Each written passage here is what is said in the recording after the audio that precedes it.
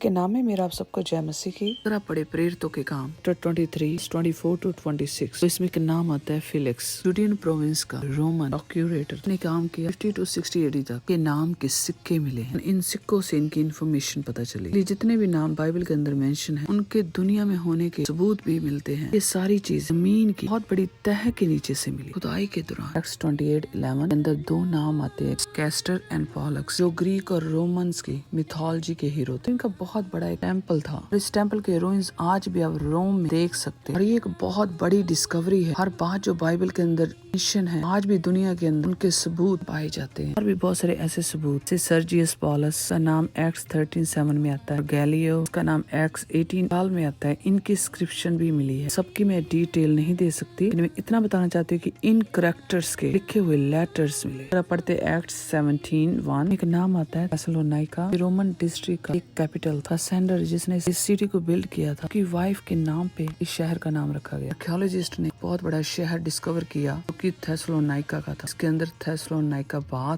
और थेसलोनिका की मार्केट भी मिलती है। इस तरह से बाकी भी इस शहर के रूइंस देखने को मिलते हैं। ये वो शहर है जहाँ पे प्रभु यीशु मसीह के डिसाइपल्स ने प्रीचिंग की, उनके काम को बढ़ाया। अगर आप पढ़े न्यू टेस्टामेंट की 4th गॉस्पेल जॉन चैप्टर 6:59 के अंदर एक नाम आता है कफरनहूम, हिंदी में कफरनहूम कहते हैं। सेम जगह का नाम मैथ्यू 4:13 में भी आता है। बहुत से क्रिश्चियन इस नाम को अच्छी तरह से जानते हैं। ये वो शहर है जहाँ प्रभु यीशु मसीह ने प्रीचिंग की।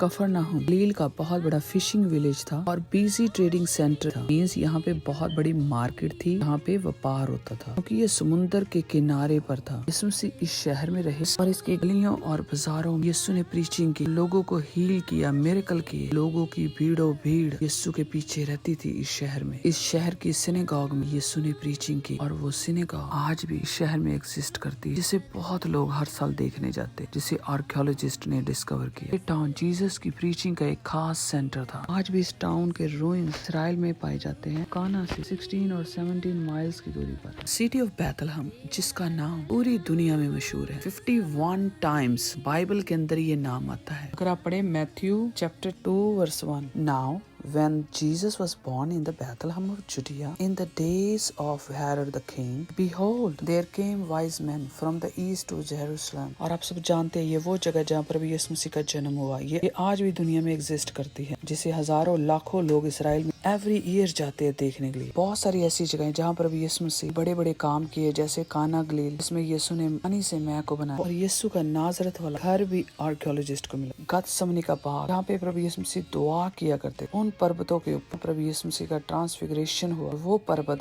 वो माउंटेन जहाँ पर बैठकर प्रभु यीशु मसीह ने प्रीच किया, वो आज भी इसराइल में है। पैटमस आइलैंड, जिसका जिक्र बाइबल में आता है, जो कि एक ग्रीक आइलैंड है। 8वीं सेंचुरी में ग्रीक माइग्रेट हुए मेन लैंड से इस आइलैंड में, लेकिन इससे पहले भी इसका जिक्र आया है। ग्रीक हिस्टोरियन थुसिडिडस, इसे कुछ लोग थुसिडाइडस भी कहते हैं, उसने पैटमस आइलैंड का जिक्र 5th सेंचुरी में किया। एक बहुत छोटा आइलैंड है जो 7.5 माइल्स लॉन्ग, 6 माइल्स इसका वाइडेस्ट पॉइंट है। पैटमस आइलैंड 3 सेपरेट लैंड मैसेज से बना है जो आपस में कनेक्टेड है, जिसे इस्थमस भी कहते हैं, जिसका मतलब नैरो स्ट्रिप ऑफ लैंड, जिसके दोनों तरफ समुंदर होता है, जो लैंड के लार्ज एरिया को आपस में कनेक्ट करते हैं। रोमन्स पीरियड के दौरान ये आइलैंड खतरनाक कैदियों के लिए यूज किया जाता था। अपोस्टल जॉन, से हिंदी में यूहन्ना भी कहते हैं, जो प्रभु यीशु मसीह का डिसाइपल था, जो कि राइटर है जॉन की गॉस्पेल का। 1st सेंचुरी AD में अपोस्टल जॉन ने एफेसस में प्रीचिंग की, चर्च को लीड की। According to his story, John ने गॉस्पेल मतलब जॉन की गॉस्पेल और अपने 3 लेटर्स या पत्रियां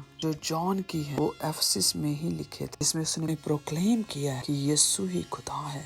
पेगन वर्शिप के अगेंस्ट बोला, जो कि रोमन एम्परर को अच्छा नहीं लगा, स्पेशली रोमन एम्परर डोमिशियन को, जिसके बारे में हिस्ट्री ये बताती है वो एक वायलेंट मैडमैन था, जिसने क्रिश्चियंस को बहुत सताया, क्योंकि वो अपने आप को गॉड कहता था और वो फोर्स करता था लोगों को कि वो उसकी वर्शिप करें। लेकिन जॉन ने इस बात को एक्सेप्ट नहीं किया। कंटिन्यू वो यीशु की प्रीचिंग करता रहा, ट्रू गॉड की प्रीचिंग करता रहा। तो 94 AD में अपने राज के 14वें वर्ष में उसने जॉन को जो कि बहुत बूढ़ा हो गया था। उसने उस देश से बाहर, उसने इस जगह से जॉन को बाहर निकाल दिया और पैटमस आइलैंड की जेल में भेज दिया, जहाँ पर खतरनाक कैदियों को ही सिर्फ रखा जाता था। जॉन पैटमस आइलैंड के केव्स में रहा। उस टाइम में ये जगह बहुत ही सुनसान थी, सराउंडेड बाय सी, यहाँ से कोई कैदी भाग नहीं सकता। यही वो जगह है जहाँ पर यीशु का रेवलेशन उसे मिला। अकॉर्डिंग टू स्कॉलर्स, रेवलेशन की बुक पैटमस आइलैंड में लिखी गई। इसमें हमें ये सीखने को मिलता है खुदावन हमें कभी नहीं छोड़ता। अगर हम अकेले भी दुनिया में है ना, तो भी हमें वो यूज कर सकता है। शैतान जो बुराई करता है हमारे साथ, खुदा उसे भलाई में बदल देता है। हमारा परमेश्वर जिंदा है, जो जमीन आसमान का मालिक है, खालिक है, और बाइबल खुदावंद का वचन है। इस जगह का नाम बाइबल के अंदर आता है, आज भी एग्जिस्ट करती है। ये आर्कोलॉजिकल प्रूफ है, तो बाइबल स्क्रिप्चर्स को सपोर्ट करते हैं। खुदावंद का वचन कहता है कि उसका वचन कभी फेल नहीं होता। तो बाइबल कभी भी फेल नहीं हो सकती, क्योंकि ये खुदा का वचन है। God bless all of you, और शेयर करना ना भूले।